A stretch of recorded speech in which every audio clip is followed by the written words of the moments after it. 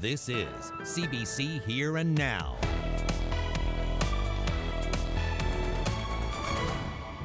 I think that our province could go down two distinct paths right now. What we've proposed is an alternative path. A counter-proposal to the big reset. The People's Recovery releases its own blueprint to fix the province's finances. We have a few unsettled days to get through until the big warm-up comes up, but don't get too excited. Some residents here in Deer Lake feel that the developer of the RV park here behind me are not doing things up to code, and they may be damaging the environment. Well, tonight, the mayor of Deer Lake takes us inside the construction site to give us a closer look at what's going on. We have to live within the rules. We're no different than anybody else driving your car down the highway. This will be a huge success story very, very soon. Good evening and welcome to Here and Now. I'm Carolyn Stokes. And I'm Anthony Germain. A report born out of frustration with the Premier's economic recovery plan is now out. Yes, the People's Recovery Coalition released an alternative to the big reset. The group is made up of academics, activists, and union members who reject the idea of cuts and austerity measures. Instead, they want to raise revenues and bolster public services. Here and Now's Heather Gillis explains. In a 52-page report, People's Recovery outlines their ideas about economic recovery in the province. They oppose cuts and privatization to get the province's $47 billion in debt under control. Instead, they suggest a suite of tax increases totaling $876 million to tackle the structural deficit that co-facilitator Jessica McCormack says is about doing no harm. There are difficult choices that need to be made, but those choices and those cuts shouldn't be borne by the most vulnerable people in our society. We've proposed revenue measures that can address the structural deficit, but not harm working people. People's Recovery proposes a 1% increase in HST, an increase of 2% in the top two income brackets, a 1% wealth tax above $20 million of net wealth, a 2% increase in corporate tax, and a luxury tax. Plus, reducing unemployment by 3%, carbon tax improvements, and energy efficiency measures. In this area, People's Recovery isn't too different from the Green Report. Green also suggests a 1% increase in HST and a 2% increase in corporate tax. But she also suggests a 1% increase in all income taxes, a 1.5% increase in the gas tax, and taxes on wealth over $10 million, inheritances, luxury vehicles, second homes, and land transfers. That's where the similarities stop, though. When it comes to cuts, the two reports differ. People's Recovery is against cuts, public-private partnerships, and privatization of all kinds, while Green recommends a 30% cut to post-secondary education, a 25% cut to health, privatizing the Liquor Corporation, and abolishing Nalcor. That kind of dated, tried and tested and proven to not work ideology of Thatcherism, essentially, that we need to cut and gut and slash public services in order to address the deficit. And we just don't feel that that is the way forward. In response to the report, the Employers' Council believes there needs to be spending reform, modernization, or else austerity down the road will be worse. We've gotten to the place as a province where we don't deny that we have a spending problem anymore. Everybody understands that and believes that. What we need now is to deal with the delay. And the longer that we wait to take action on the spending reforms, the bigger the hole gets and the more difficult it's going to be to climb out of it. Meanwhile, in a statement, Finance Minister Siobhan Cody says they'll do robust consultations about the Green Report. She says we're considering all views and opinions, including those of People's Recovery. People's Recovery believes that cuts would increase the demand on social programs, hurt businesses, and put people out of work. While they don't agree with everything in the Green Report, they do say they will attend government's consultations. Heather Gillis, CBC News, St. John's.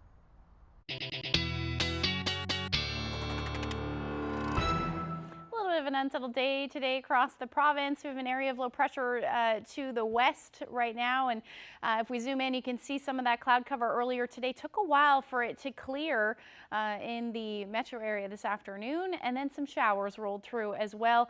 That's generally the story. The temperatures today climbed quite beautifully, 9 degrees in St. John's this afternoon, and then look at the temperatures if you head towards the west coast. Corner Brook, 16 degrees, 17 14 was the hotspot in Happy Valley Goose Bay earlier today. And as we head towards the weekend, we are going to see the warm-up move in. I've been talking about that for the past, or through yesterday, I guess. The warmest temperatures look like they'll move in for Friday and Saturday, and then look what happens as we head through Sunday. See that big dip in the jet stream? That's going to bring some cooler temperatures. Also, the risk of some snow, unfortunately, but I will get into all of those details a little later. Thanks, Ashley. There are 6 new cases of COVID on the island today. Half of those are travel related, and the other half are close contacts of some earlier cases. 5 are in Eastern Health and 1 is in Central. There is 1 new presumptive positive case in the Western Health region, so that means there are now 2 presumptive positive cases. There are 83 active cases of COVID-19 in the province. Now, another development with this, the 14 crew members on board a ship anchored in Conception Bay have now recovered. They left the province. Those crew are no longer included in our total of active cases. Well, the province still plans to build a new mental health hospital on a floodplain, even though government's own policy prohibits it. As Here and Now's Mark Quinn reports, a hydraulic engineer at MUN is calling the construction a big risk. This building behind me that will eventually be a parking garage is well outside of the floodplain. But just hundreds of meters behind here is where they're building the new mental health and addictions facility, in an area that's flooded repeatedly over the past few decades. At least one hydraulic engineer has doubts about the plan. No, it's not a really good idea to put any building in the floodplain, but especially something as that would include such a high risk to so many people. The new hospital is clearly inside the floodplain on this map provided by the City of St. John's. The floodplain also includes Prince Philip Parkway, and here's how it looked in 1986. Different cars, but the same flooding in 2010 when Hurricane Igor hit the province. And more recently, flooding in the same area in January 2019 showed it can be a problem any time of year. In my view, it's equivalent to building in the river.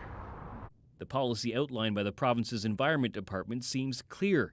The policy for floodplain management says institutional buildings, such as a hospital, are not permitted to be constructed in a floodplain. The Department of Environment sent CBC a statement, but Minister Byrne Davis wasn't available for an interview. The statement says it's true. The policy prohibits building in a floodplain, but it also says the new hospital will comply with government policies. The mental health facility will be outside the floodplain once the health sciences berm is complete and will be in full compliance with the province's floodplain policy, says the statement. In other words, this site won't be in a floodplain once these berms are built. But Durayo still has concerns about the project. He fears there's a risk of flooding upstream and downstream. You're going to have a backup effect. So this could cause effects upstream, where you could see more flooding upstream of where they're doing the construction. It could also impact the levels. If it tends to increase the water surface elevations, the water surface levels, the structure that the bridge is what controls the flows downstream. And it's possible, I think likely, that it would cause increase the risk of that being overtopped, which could cause erosion, possibly failure of that bridge. Mental health advocates have said for years that a new hospital is badly needed to replace the Waterford Hospital. And government officials say medical experts tell them it should be here near the Health Sciences Centre. The new facility is due to open late 2024. Mark Quinn, CBC News, St. John's. A West Coast community is assuring residents that construction at a local park is being done properly. Some believe the developer isn't following the rules, and that could be hurting wildlife in the vicinity. But Mayor Dean Ball says that's not the case. Here Now's Colleen Connors now takes us to Deer Lake Beach. This municipal park and campground stretches along the beach in Deer Lake. The long black strip is a silt fence, a barrier that keeps debris from the construction site out of the water. The Department of Environment was here on Monday, checking in on the work. We've been monitoring this job site from day one, and Colleen, this has been on the go for 3 years. Ball says it was an easy task to award the company the bid for the work. It plans to tackle the flooding issues, update the facilities, and add 100 RV campsites. But some residents are pushing back, saying the developer didn't file the proper permits. There's worry that construction could be damaging nearby salmon in the Humber River, as well as several species of waterfowl. The mayor disagrees, saying all the proper permits are in place. He says the developer is using quality fill and there's no risk to the environment. Weeks ago, officials shut down the park to take a closer look. They deemed an environmental assessment wasn't necessary, so long as it's 200 meters from the waterways. We have approval to stay within our initial campground that's been there for 50 plus years. And anything outside of that will have to be a separate permitting.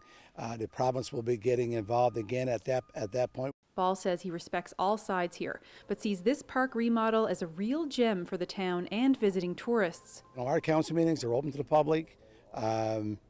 We are accountable to the provincial government, the federal government. You know, we have to live within the rules. For now, construction continues. Ball says the plan is to still open the RV park to the public this summer. Of course, like many businesses during the pandemic, the developer is still waiting on certain supplies to finish installing the water and sewer and electricity. Colleen Connors, CBC News, Deer Lake. Well, the RCMP is getting ready to do roadside drug tests. They're sending out 21 screening devices across the province that will let officers test for marijuana using an oral swab. Now, if a driver fails that rapid test, police can arrest the person on the spot for drug-impaired driving. The RCMP says it plans to put one of these new tools in every detachment. Well, it has taken more than 7 weeks, but all 40 seats in the legislature are now officially occupied. This morning, Liberal John Abbott took the oath of office, making him the MHA for St. John's East Kitty-Vitty. That brings the Liberal bench strength up to 22 in the 40-seat House of Assembly. Abbott won a narrow 53-vote victory over incumbent and NDP leader Alison Coffin when the results were revealed on March 27th, but his swearing in was delayed after Coffin contested the outcome. Last week, a Supreme Court justice dismissed her request for a judicial recount, clearing the way for Abbott to officially take his seat. It's a very important role to play, and I'm more than happy to be here. It's been a long road, but I knew from March 27th on that we would be successful. Abbott was appointed to Premier Andrew Furey's cabinet on April 8th. Last year, he challenged Furey for the Liberal leadership. Now, in the past, Abbott has argued in favor of trimming healthcare spending. So today, he was asked about the Green Report's recommendations to cut healthcare spending. We got an opportunity here to make a big difference, and there is opportunities to bring down the spend, and the Premier has indicated that he wants to see the number of boards to be reduced. So that will be a start of how we can manage our healthcare system much more cost effectively on a go-forward basis. So there is room, and I'm obviously supportive of those types of changes. Well, Anthony, we received some of our own good news today. Yeah, that's right. Here and Now and CBC NL have won some journalism awards from the Radio Television Digital News Association, known in the biz as the RTDNA. So when you're trying to sort of thinking after work you're going to walk home, this is the kind of thing that you're facing. It's hard to forget this. Snowmageddon shut down the Northeast Avalon for a week in January 2020. Here and Now won for best breaking TV news coverage of that event. CBC lost all power that day, including backup power, and managed to get a bare bones newscast on the air with help from our colleagues at CBC Nova Scotia. We're marking the passing of a political giant in this province. Here and Now also won Best TV Newscast. The association judged this episode, which covered the death of former Lieutenant Governor and political heavyweight John Crosbie. Unconventional man in conventional time. I drew a picture of a man holding an axe and a woman's body on the ground with blood around it. So obviously the police knew then that I was a witness to what had happened. CBC NL also won for its continuing coverage of domestic violence. In this series, launched last year, Ariana Kelland reported on several aspects of intimate partner violence, including the children caught in the crossfire. That has stuck with me since that day. They paid a $400 deposit and Osborne was supposed to deliver the dog the next day, but they say she never showed. She was found guilty of fraud. And CBCNL won an investigative award for its coverage of a countrywide pet scam organized in Newfoundland. Yeah, and actually some more accolades to share with you. The Atlantic Journalism Award nominees were also announced today. Yes, Here and Now is also nominated for Best Breaking News for our coverage of Snowmageddon. That series on domestic violence is also nominated there too. And our reporter Garrett Barry has been nominated for Best Video Journalist. So congratulations, Barrett. And those winners of the Atlantic Journalism Awards, they're going to be announced next month. Something that's probably missing out of our cycling infrastructure here. An Avalon-based mountain biking group, the City of St. John's, and a local cycle shop have all chipped in to build a pump track. We're hoping that this will just really drive more participation. I'm Jeremy Eaton, and I'll tell you what that is coming up on Here and Now.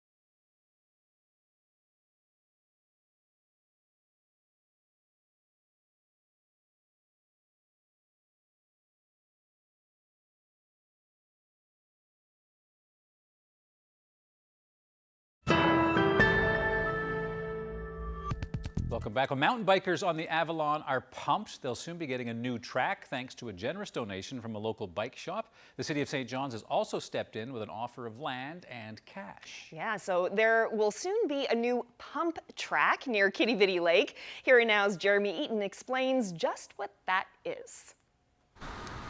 Anna Brophy with the Avalon Mountain Biking Association spends a lot of time on two wheels. Lately, though, she's spending a lot of time explaining what a pump track is. Has a series of what are called rollers and berms. So rollers are smooth bumps on the terrain, and then berms would be banked corners that allow people to progress over the terrain, ideally without pedaling. It's not a new idea. In fact, there are multiple courses already in the province, like this one in Pasadena. But it is new to St. John's. It is something that's probably missing out of our cycling infrastructure here. You know, what it really does is it helps people who haven't ridden before get into the sport in a safe way, free of traffic. The trails on the White Hills are a little rocky. The pump track, which will look like this one in Halifax, provides a safe space to practice. St. John's chipped in. The city donated this land and 60 grand. The mountain bike group is currently fundraising and looking for corporate sponsors and donations to come up with another 30,000. So far, the biggest boost came from a local cycle shop. Canary Cycles has actually generously donated $100,000 towards this project, and they were really the ones that kind of got this whole thing moving. Mountain biking is a long-standing sport in St. John's, and it's still growing. Trails like this one are constantly being worked on. Brophy says the new pump track will only add to it. It's hard to get a bike in the city right now. Stocks are limited, service is limited, parts are limited. So a lot of people have what they need to get into this sport. So we're hoping that this will just really drive more participation. To make the track more accessible, the 35-meter by 35-meter track will be paved, meaning people in wheelchairs, on skateboards, or scooters can access it. From what I'm hearing personally, a lot of families are really excited about being able to take their kids somewhere. Because like I said, it's hard to find places that are safe to ride with your children. So we can see this as like a really diverse place with lots of uptick for sure. Brophy says the group is planning on breaking ground here in the fall and hopes the latest completion date would be 2022. But with the buzz already swarming around this project, there might be a line when the track is finally ready for riders. Jeremy Eaton, CBC News, St. John's. This weather update is brought to you by Newfoundland and Labrador Tourism. It's time to explore the Great Wide Open. Plan your trip at yourbackyardbeckons.ca.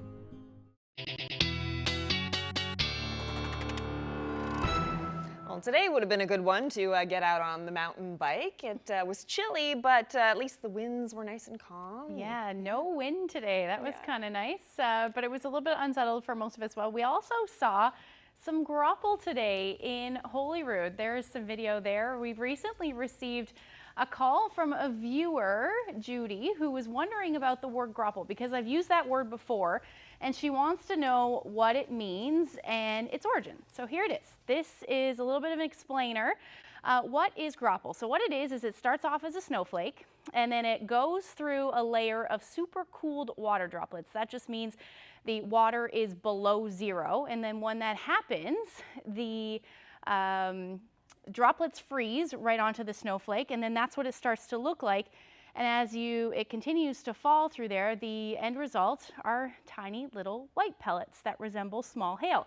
And unlike hail, though, you can't really crush hail, but these snow pellets, or grapple, you can crush. So that's how you would know the difference between grapple and hail today. So there you go. Hopefully that explained it for you, and we can start using that word a little bit more often. But as far as the temperatures go today, we did see some nice mild temperatures for parts of the province. Took a little bit of time to get there, but we reached 9 degrees in St. John's today, not quite reaching those double digits, but as you head further west, 16 degrees, and again, that hot spot, Happy Valley, Goose Bay, at 17 degrees, even Cartwright reaching a high near 16 earlier today. Your temperature's still beautiful this evening, sitting around 15 degrees, and then we've dropped down to 8 in St. John's. Twillingate still sitting around 9 degrees. So taking a look at the satellite and radar, we did see some cloud cover stick around for the majority of the morning.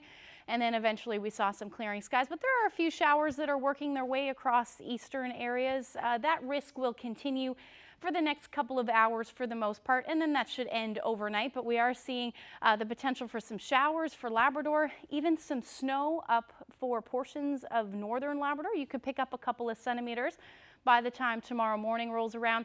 And then we'll see some increasing cloud along the southern portion of the island, and then even some potential for a few showers into the early morning hours as well. Temperatures tonight should hover somewhere between 0 and 3 degrees, 4 degrees. Not a whole lot of wind to speak of. Those winds will stay generally light as we head through the night tonight, anywhere from 5 to 15 kilometers per hour. That's the story for Labrador as well. Again, that couple of centimeters for northern areas, a few flurries possible for Lab City, and then some showers possible for Happy Valley, Goose Bay. Your temperature is going to drop down to about 3 degrees as the overnight low tonight. Now, taking a look at the future tracker for tomorrow, there isn't a whole lot happening. We will see mainly sunny skies for most of us, maybe a few cloudy periods into the afternoon. Northern Peninsula might see a few showers. Same thing for southeastern Labrador as well. That flurry activity should end for you in northern Labrador in the morning, and you'll probably even see some sunshine through the afternoon. For the southern, southwestern Newfoundland, you're looking at increasing cloud through the day.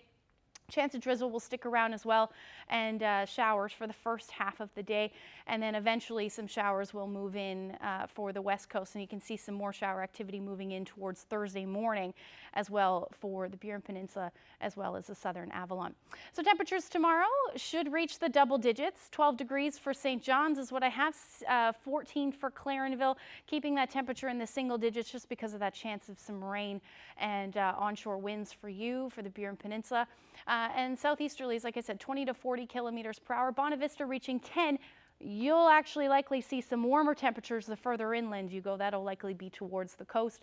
And then towards central, look at that beautiful day. 13, 14, 15 degrees is the daytime highs with plenty of sunshine. And again, that shower activity for the south. Same thing through Burgeo and Port aux Basques. And significantly warmer as you head further north as well up the coast. Humber Valley seeing a high near 15 degrees tomorrow. Same thing for Gross Mourne. And then even reaching those double digits for most of the northern peninsula and southeastern Labrador as well tomorrow. Winds again will be generally light, which is nice for the next couple of days. Flurry activities, like I said, in the morning for Nain. Then you should see some clearing. Daytime highs around 4 degrees. And then Lab City tomorrow, those temperatures will double into the afternoon, so about 10 degrees and a little bit cooler for Happy Valley, Goose Bay. You're going to see generally cloudy skies through the day, 8 degrees, and you are on a roller coaster ride. They are going to jump up quite significantly temperature-wise, likely going to see the first 20-degree temperatures of the season in Lab West as we head towards midweek, but I will get into all of those details when I come back. Mention Churchill Falls to most people in this province and they'll think of a certain contentious raw end of a deal with Quebec, and we've looked at that many times on Here and Now. But this evening, an interview about the marvel of the actual waterfalls themselves. Tyler Borovies joins me now from Happy Valley, Goose Bay. So Tyler, tell me about where you were driving when you decided to do a little bit of aerial exploring. So I was taking the Trans-Labrador Highway from Goose Bay to Lab City for work. And I'd only passed by the falls, I'd say 2 times since I moved here last year. So I figured, you know, why not stop? And I just picked up this new drone and had finished my drone pilot license about a month ago for my basic certification. So at the beginning, I was kind of just seeing how far out I could go. And I didn't know how far the falls were in relative to where I was, but I could see some of the mist. And as I panned over, I kind of situated the drone so that I could do a sideways fly over, just to kind of get that full effect of the drone. Again, that was just me playing around trying to get the features, and again, using the camera to its fullest. So obviously you're looking at it as you're actually operating the drone, but what about when you actually get it back, when you're seeing it full screen? What did you make of the video you managed to get? It was pretty impressive to see the size of the falls. It reminded me of growing up just outside of or in Toronto, where we would have to go to Niagara Falls and seeing those falls. So yeah, brought back that aspect there, and it was pretty impressive to see, because normally it's only a trickle from what I'm told from my colleagues, and some people have talked about the falls and such. Yeah, that's true. And this time of year, and whatever the situation is with the hydroelectric situation depends. But it's really spectacular. You mentioned Niagara Falls. Of course, you can walk pretty close and take tours in boats and all that, the Maid of the Mist or whatever that ship is called. But these falls plummet about 335 meters, 1,100 feet, 1,000 cubic meters of water per second, from what I could tell. Can I ask you, what did it sound like? Well, I mean, I was a little bit a ways. I want to say it was almost a kilometer away from where my drone was, but you could hear, you know, the rushing of the water. And although I couldn't hear as it was falling over the falls, it was pretty. You could tell the immense energy coming out of that fast-moving water there. So, although I couldn't hear full on, I could hear a little bit of the water rushing over the falls. Last question for you, Tyler. Operating drones becoming more and more popular as a hobby.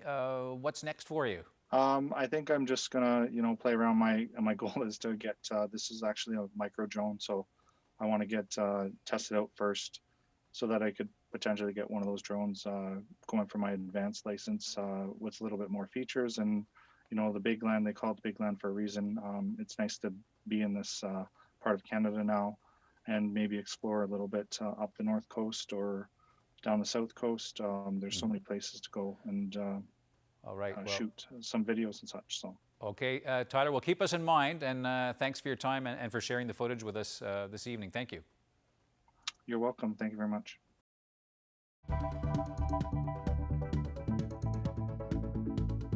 Newfoundland and Labrador has put a pause on AstraZeneca as first doses, but what do the tens of thousands of people who already received one shot do for their second dose?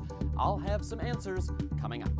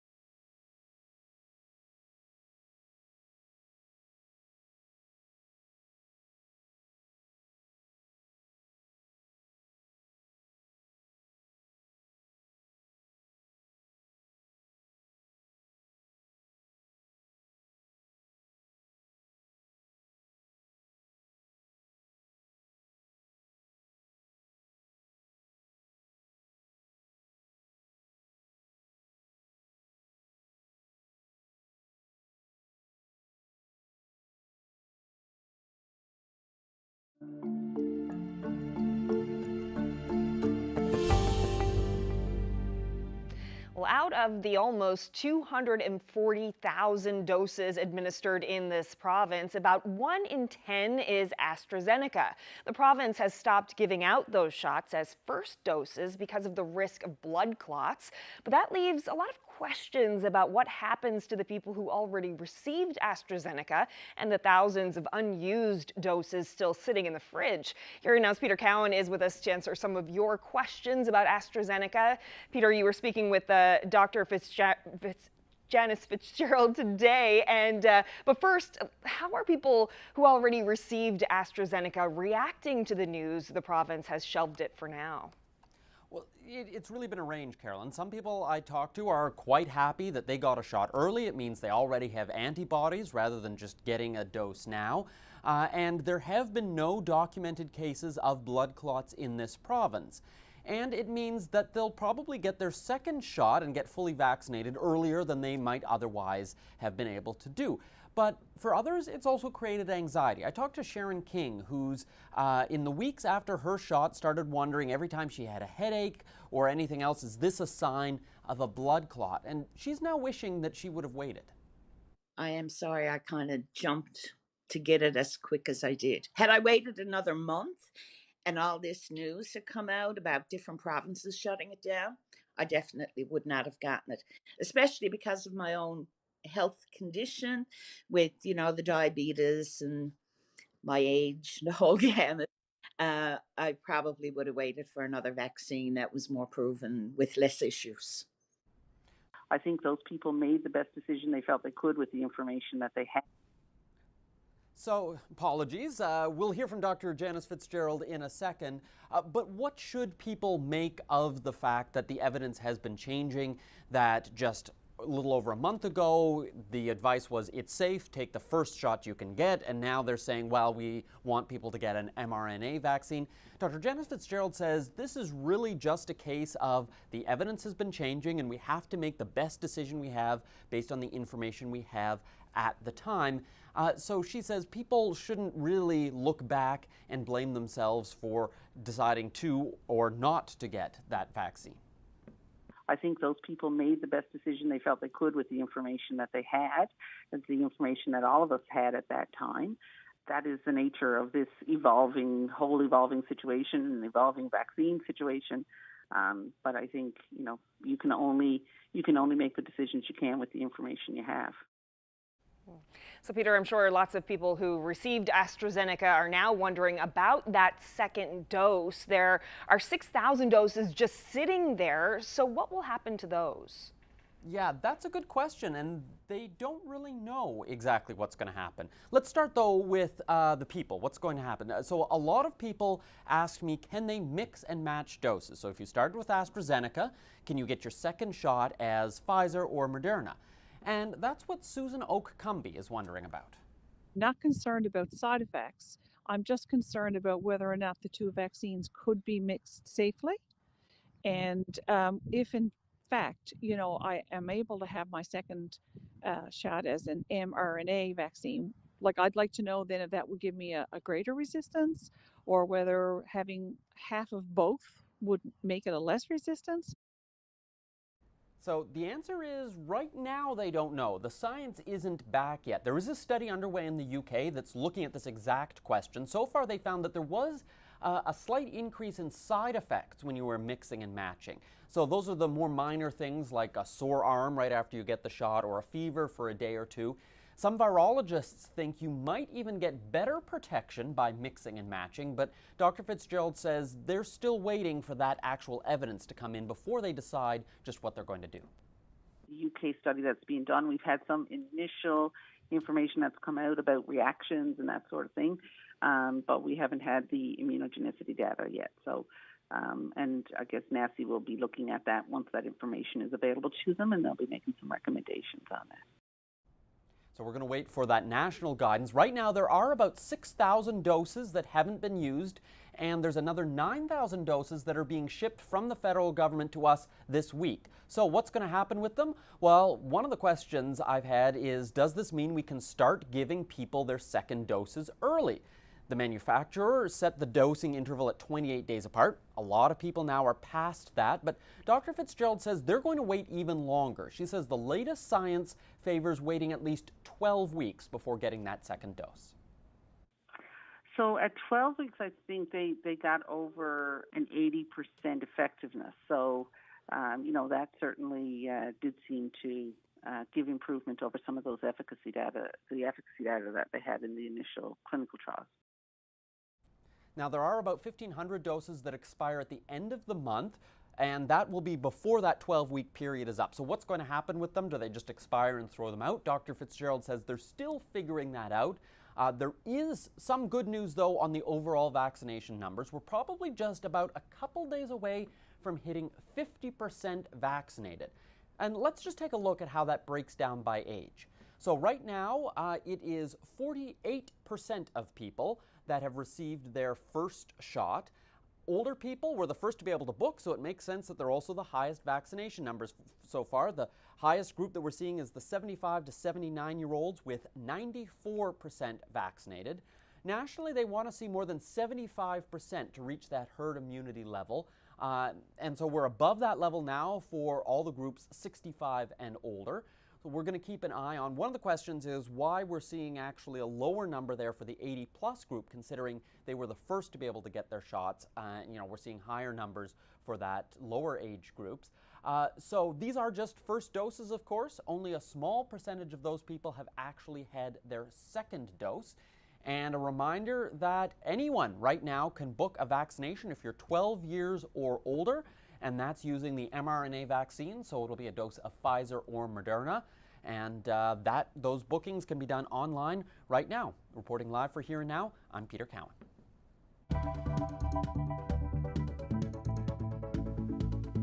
Well, the long weekend is coming, the unofficial start of summer, and we've been asking to see photos of how you are celebrating spring. And have you ever answered our call? At the end of the week, we're going to choose 3 submissions. You can see those submissions now. We're going to choose at random and win a CBC prize pack.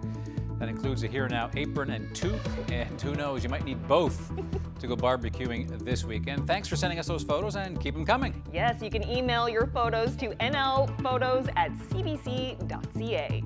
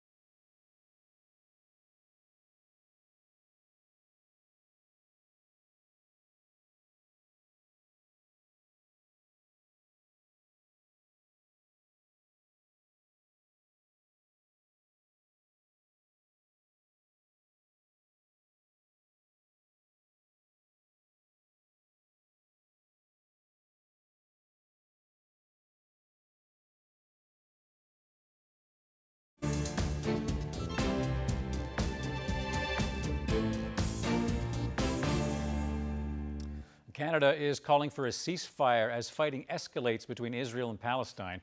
According to Gaza's health ministry, 212 people, including 61 children, have been killed. In Israel, authorities say a dozen people have been killed, including 2 children. Today, the Prime Minister delivered this message.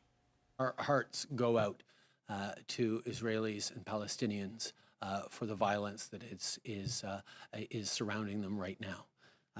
We've all seen the tragic images, families, innocents, kids affected. It needs to stop.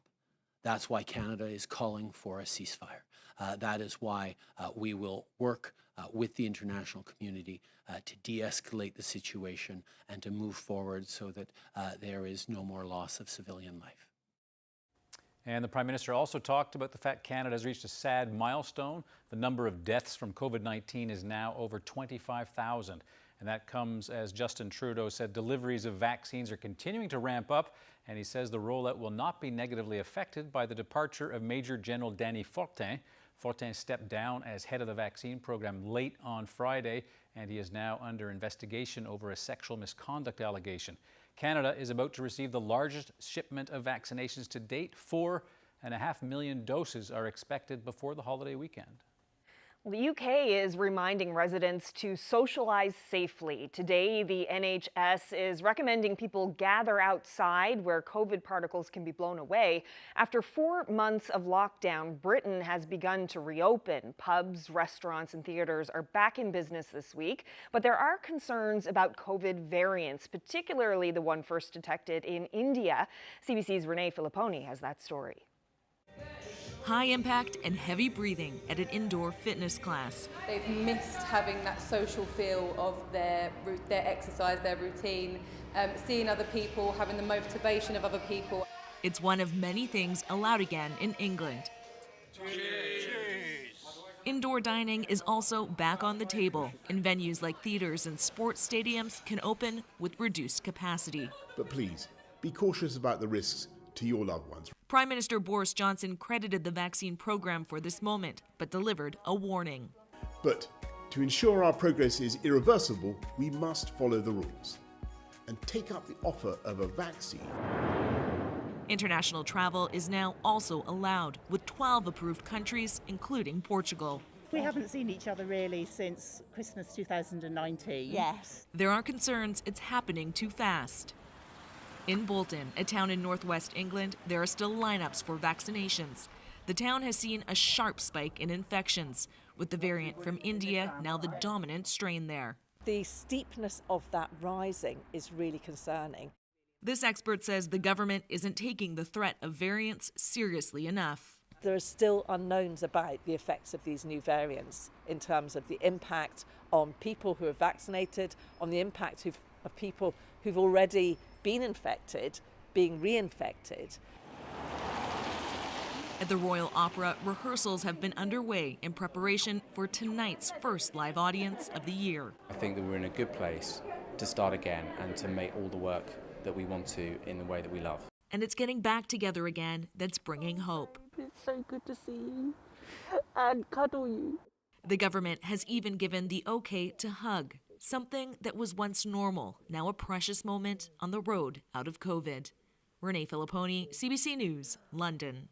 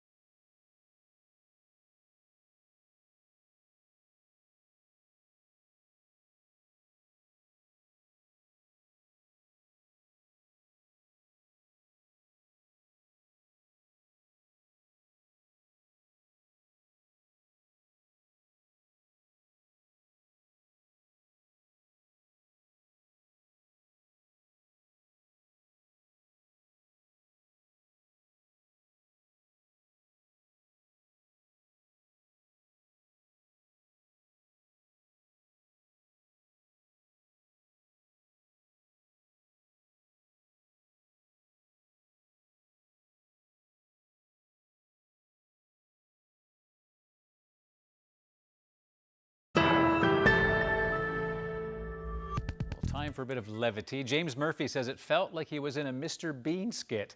On a windy day in Mount Pearl, Murphy was walking into a bank with his tax refund check right in his hand, but a gust of wind blew the check away and onto a sign that was out of reach high above him.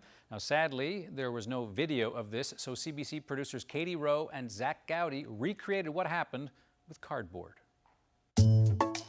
Yeah, so between the jigs and the reels with COVID, so for the first time in 20 years, I actually get a check from Canada Revenue instead of auto deposit. But what am I supposed to do with a check? So I walk up to the door at the bank, and of course it was blowing a gale that day, and I'm fumbling with the mask trying to put it on, and of course the check is in my hand instead of my wallet. So what do you think happened to the check? Well, the wind decided to take it out of my hand, and the rest of it seemed to play out like a Mr. Bean skit. It floated around for about probably 30 seconds, doing its best autumn leaf impression and coming almost to the ground where I'd almost reach it, and the wind would take it and blow it away again. So after about maybe 30, 40 seconds, it decided to land itself up on the subway sign, the adjacent building next door to the TD Bank. So this sign, if you can kind of visualize it, it's about 20 feet in the air. So I'm thinking, like, what am I supposed to do with this thing now? Yeah, so my wife's there. She's just laughing away. And she said, well, why don't you just go inside and ask them if they got a ladder? So I go in there and I hang my head down. I say, well, I kind of got an awkward situation. You probably never heard it before. She said, well, I'll go have a look. And she came out and she said, oh, great. She said, I got a ladder here. But it was a 5-foot step ladder. And I'm 5'9", so I still got about 10 feet to make up at this point. And then the wife comes out and she says, well, we still got the snow brush here. Perfect. So I take the snow brush and I give it a little nudge, and what do? I just poke it further in where I can't actually see it at all now. I said, well, what am I supposed to do now? And so the wife said, maybe, she said, we got some tape or something we can put on it. I said, we don't have any tape. So the girls from the store were still kind of monitoring what was going on. She said, oh, we got some tape back there. So anyway, they bring out some packaging tape. So I wrap that around reverse side around the brush, and I stick it up there and poke around the back, and yeah, so there we go. Check comes out on the tape. And the moral of the story for me is do not pack your snow brush away until tax season's over.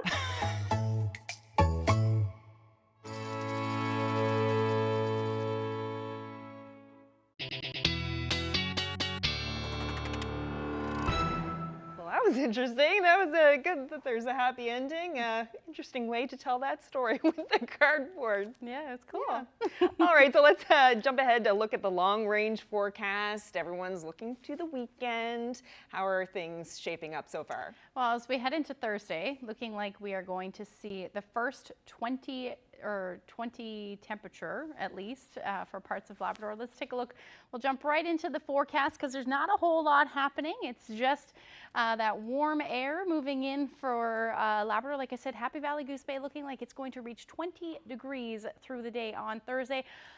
Lots of high teens as well across central and western Newfoundland. However, the south coast still going to take a little bit longer to get there.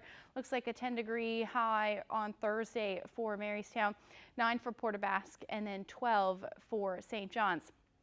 Friday is when that warmth really moves in. We're looking at a number of areas seeing and reaching the 20-degree mark. Corner Brook, I have 23 in there for you on Friday. Plenty of sunshine in play as well. We're finally going to start to see some of that warmer air as well move in for Marystown, 19 degrees as your daytime high. And then we're going to stay mild up through Labrador, but things are going to start to cool down. And this system is going to affect us for most of the weekend. It's going to be slow moving. We'll take a look at that now. Here's that area of low pressure bringing that rain in through Friday afternoon. It's going to head towards Newfoundland as we head through the morning on Sunday. So we'll see some showers move in. Still in that southerly flow though, so still mild temperatures for most of the day. But on the back side of that low, Showed you earlier those contours with that dip in the jet stream. That's where we're going to see some of that colder air. So particularly cool afternoon on Sunday, or at least through the morning hours, with that risk is some wet snow through the day for Labrador. And as that low continues to sweep across, or at least move across the island, we're going to see those temperatures really dip. There's that northerly flow bringing in that cool air as we head through the afternoon on Monday, and unfortunately the risk of some snow as well. So we'll certainly keep an eye on that one over the next couple of days. But there you go. That's the weekend forecast I have so far. These numbers will probably change, but 18 to 20 degrees Friday, Saturday, and Sunday for St. John's. Again, Monday going to look very different than that at this point. For central Newfoundland, you're looking at a similar forecast with some sunshine, probably some increasing cloud though through the day on Sunday, but still reaching that 20-degree temperature. And then that cooler air making its way towards western Newfoundland, still above where we should be sitting this time of year. But look at Sunday's temperature dipping down to -1, so you'll likely see some wet snow. For eastern Labrador, by Sunday, that's when you'll see that dipping down to -2 as your overnight lows there. And then western Labrador will see that happen on Sunday as well. Wanted to share this photo. Spring means fishing. This is Jacob. He's dipped his rod in for the first time. Thank you so much for that. And if you have any weather photos, send them to nlphotos@cbc.ca. Fishing. Now, quickly before we leave you, earlier you saw some great footage of the video at Churchill Falls. Well, Michelle Power just shared a video. We'd asked, what does it sound like? Well, she has an answer. She was there on Saturday. Take a look and listen to this.